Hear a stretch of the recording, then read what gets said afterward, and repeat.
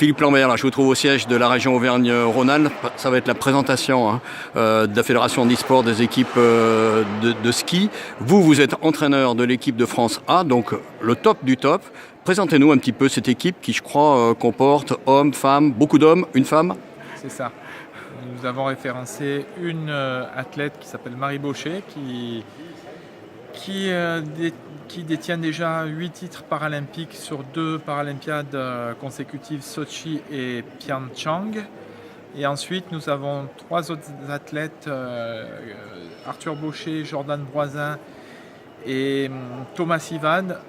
Arthur Baucher, lui, c'est 4 deuxièmes places aux Jeux paralympiques à Pyeongchang. Et quant aux autres athlètes, sont tous déjà montés sur des podiums à la Coupe d'Europe.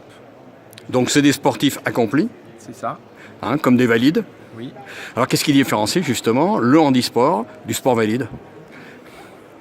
Très bonne question. Déjà, la notion de handicap fait que nous devons tenir compte lors des entraînements du particularisme du handicap de chaque athlète. Par contre, au niveau des normes de tout ce qui concerne le sport, c'est-à-dire la longueur des pistes, la déclivité, le nombre de portes dans les tracés et la réglementation, tout ce qui concerne le matériel, ce sont exactement les mêmes normes que les normes de la FIS, Fédération internationale de ski. Ah, donc il va y avoir de la descente, il va y avoir... Du super G, il va y avoir du super combiné, il va y avoir du géant et du slalom, ainsi que le Team Event, la nouvelle discipline qui est mise cette année à la Coupe du Monde, les épreuves par équipe. Donc dans la Fédération handisport, d'ailleurs de toute nature, il y a des personnes qui ont un handicap très divers. Oui. Qui peut être physique, qui peut être visuel.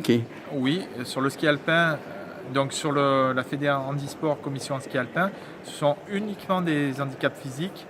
Donc pour les déficients visuels, pour les skieurs debout qui peuvent être ou des problèmes neurologiques, hémiplégie, etc., ou des amputations. Et pour les skieurs assis, ce sont toutes les atteintes médulaires ou double amputation. Est-ce qu'on peut dire que parce qu'on a un handicap, l'entraînement pour des compétitions qui finalement sont exactement les mêmes que pour le sport valide, ça nécessite beaucoup plus d'efforts, beaucoup plus de préparation, d'engagement? Oui, je pense que la dose d'engagement est importante et notamment pour les skieurs assis. Cette discipline, pour moi, c'est vraiment une discipline à part entière du ski alpin. Mais pour les amputés ou pour les hémiplégiques, évidemment, se balancer à 100 km/h sur la piste qui a vu où des valides sont venus pour disputer les Jeux Olympiques, c'est quand même un sacré défi.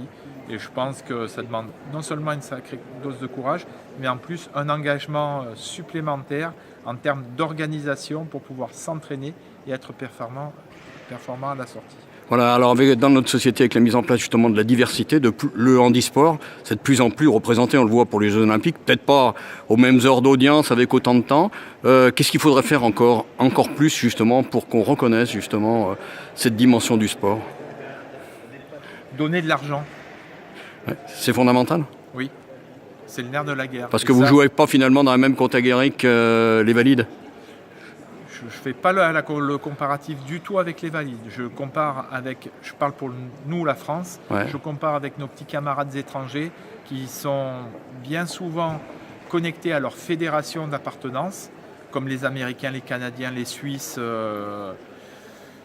j'en passe, les Autrichiens et j'en passe, et eux qui bénéficient de budgets qui sont vraiment conséquents par rapport à celui dont nous, Fédération française handisport, commission ski alpin, bénéficions. Ultime question, parce que la conférence de presse démarre. Vous êtes un entraîneur heureux?